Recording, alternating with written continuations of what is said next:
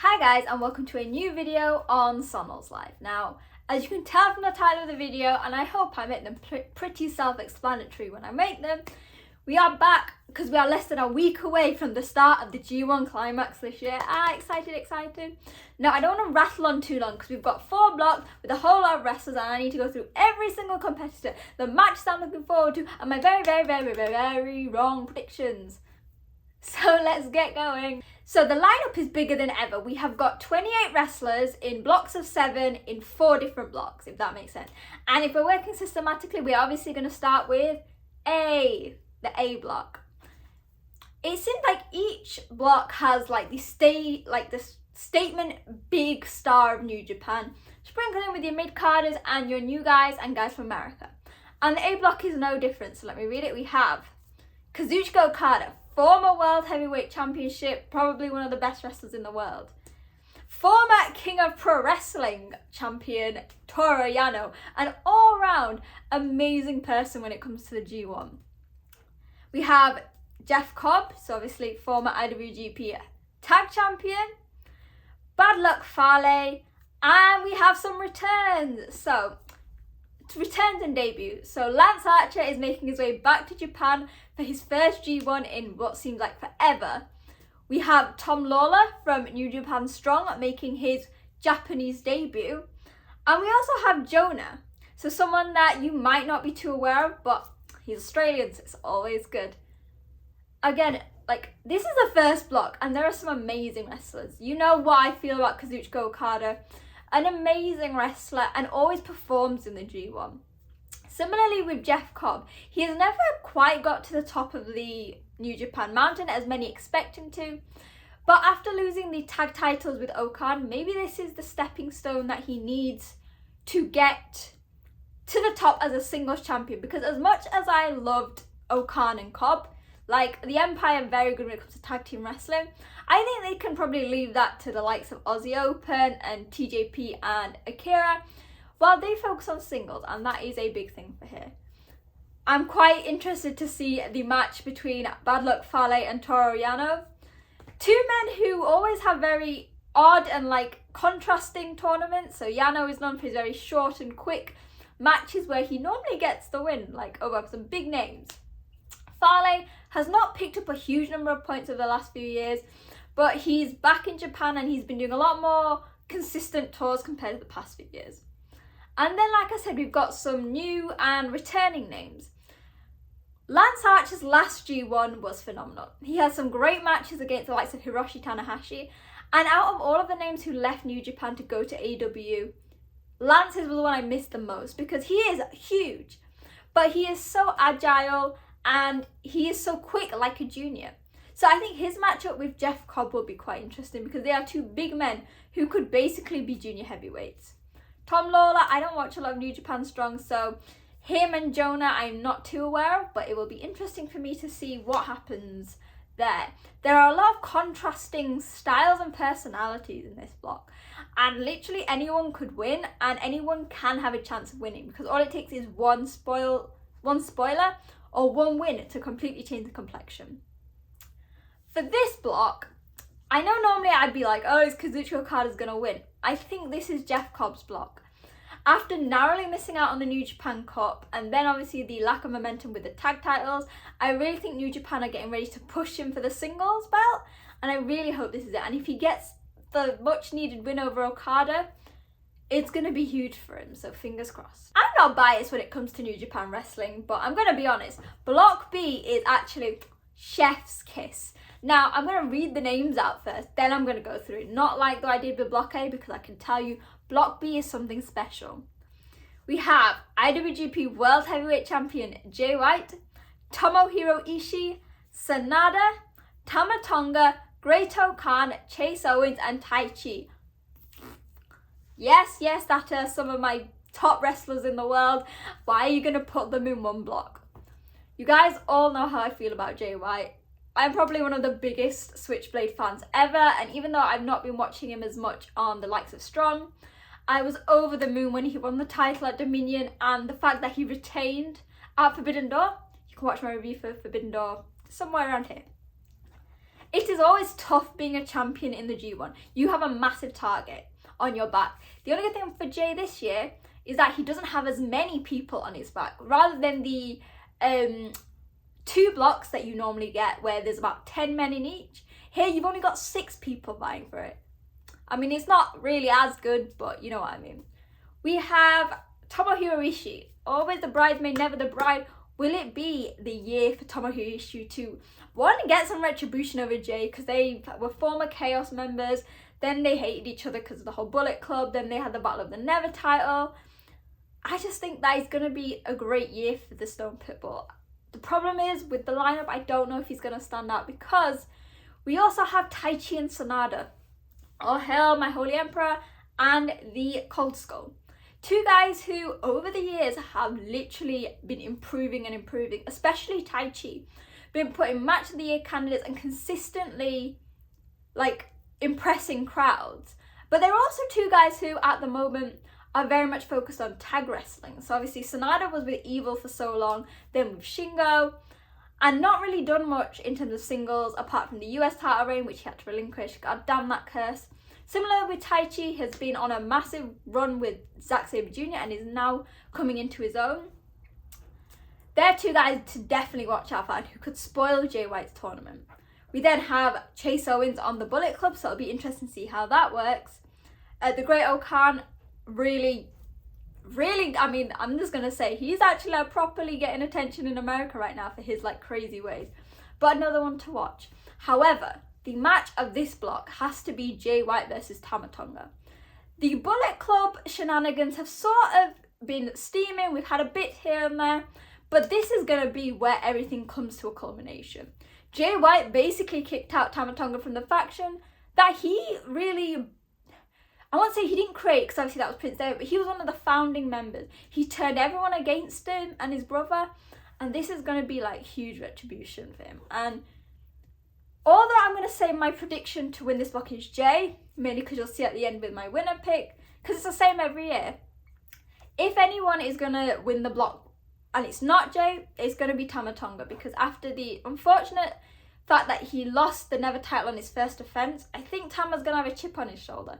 And nothing spells victory better than a good old chip on the shoulder, especially against someone who kicked you out of your faction and turned basically the whole everyone you ever loved against you and made you basically homeless. But it's fine, because Tama has Tontai in his back. For the first time ever, after the whole C Block Championship, there is an official C Block, but it doesn't have David Finlay in it. I'll come back to that later. C Block, another great lineup. We have Hiroshi Tanahashi, the man, the ace, the 1 in a billion talent. That's just Tanahashi for you. Hiroki Goto, so always the bridesmaid, never the bride, a bit more like Ishii. But Goto has won like the tournament quite a few times, but has just never succeeded in capturing the IWGP Heavyweight Championship. Tetsuya Naito, it will be interesting to see his match against Hiroshi Tanahashi, because those 2 hate each other probably as much as anybody can hate you.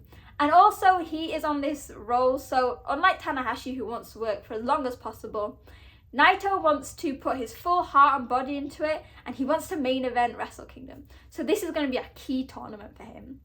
We have Zack Sabre Jr., Dangerous Tekkers, obviously really good in tournaments, always has very funny reactions. It'll be great to see his match against Tetsuya Naito and then someone else I'm going to mention later. Aaron Henare is finally debuting in the G1. It has been so many years. I think every year I almost petition to get Aaron Henare into the G1, and all it has taken is a change in personality and moving to the Empire for Henare to get that spot. I don't think he will go as far as many expect, because it's his debut tournament, but I think it's really going to be a chance for him to prove himself. We then have Kenta. Again, like I said, that was the person that, with the match with Zack Sabre Jr., I'm most looking forward to. I think those 3 have been in the same block for like 3 years. I think they're like tied. But when it comes to technical wrestling, they are 2 of the best. They might have contrasting personalities, but they are both extremely charismatic in the most understated way. And Kenta has had good matches with everyone in this block, except the next person I'm going to talk about. And after the injury at Wrestle Kingdom, it's because of the Curse US title. He's going to want to get retribution not only on Hiroshi Tanahashi, but just generally everybody in that block, because again, he has a chip on his shoulder. And the final time, do you want me to say? Final participant's Evil. If he wins, I'm going to throw something out the window and I'm going to sue New Japan. I really hope he doesn't win, but Evil's in it. In terms of this block, again, really hard. I think compared to the other blocks, this has the most of the biggest stars. So you've got Zack Sabre Jr., Tanahashi, and Naito. I think Naito or Zack Sabre Jr. is going to win. Just because of the whole idea of Jay as a champion, I don't think Kenta's going to win. God, pray the Lord, the Evil doesn't win and that, like, Naito accidentally concusses him, or Zack Sabre Jr. is sick of his Halloween shit in summer and we get rid of him very early. I'm not having an Evil win. Come on, Zack Sabre Jr. or Naito, you've got to do this for me, please. We are now finally on D block. Now, the other 3 blocks have had quite strong competitors and it's all been quite common. The D block is probably the most randomest mix of wrestlers you could possibly have, but in the best way ever, and you'll see why. We have Rev Pro champion Will Ospreay, obviously. Yoshihashi, probably one of the most improved wrestlers in New Japan history, along with Doki. Shingo Takagi is a former World Heavyweight Champion, former Never Champion, current King of Pro Wrestling Champion, though I don't know how many people are going to be having their eyes set on that. Juice Robinson, so this will obviously be interesting because it's his first tournament back in New Japan as a heel. Yujiro Takahashi, I mean, we always need a fall guy. And then 2 debuting entrants. So after years of petitioning the creation of the C Block Championship, which I should have worn that C Block shirt, shouldn't I? Oh well, next time.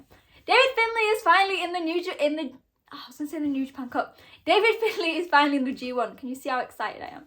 This is going to be amazing. I've been waiting for years and years to see him in this tournament. And we've not seen him in Japan for, I think it's been a few years, like at least a year and a bit. And after losing, obviously not losing, but after splitting up with Juice Robinson because he went heel, he's going to want some retribution because basically Juice has just left him in the dust. Like, what's he doing?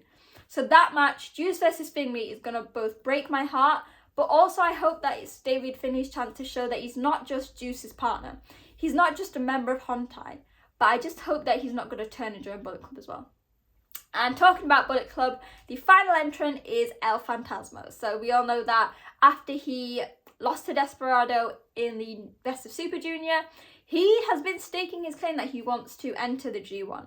Whether it's because he wants to move up class or not, we don't know. But here he is. Hopefully he's representing the junior division because I think, let me double check, he is the only junior heavyweight in this, if he is still a junior. And it would be really nice to have him there as representing the division, even though he might not stay there. And actually, normally juniors are the fall guys, but definitely don't think that with Phantasmo because he's very tall and very strong. And most of his career here has been fighting heavyweights. So in the UK, in Canada, that's what he does. It's only when he came here that he became a junior wrestler. Again, a huge lineup. The matches I told you, Finlay versus Juice is going to be interesting. I mean, Will Ospreay versus Shingo Takagi is probably going to be a match of the year candidate. Because, you know, holy God, those two never fail to put on amazing matches. And honestly, I can't wait because they're the same person. They are so agile and speedy, but so strong, and they can literally do anything.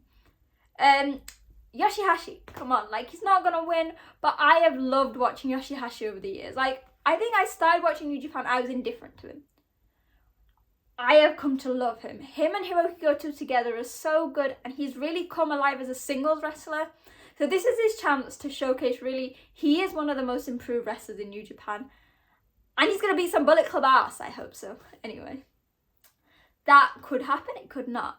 I think the front runners are Shingo and Ospreay in this. I know Juice is very dominant at the moment, but I feel he's got more personal things to deal with before he wins a block in a tournament. And he's never done it before, so I don't think they'll do it too soon.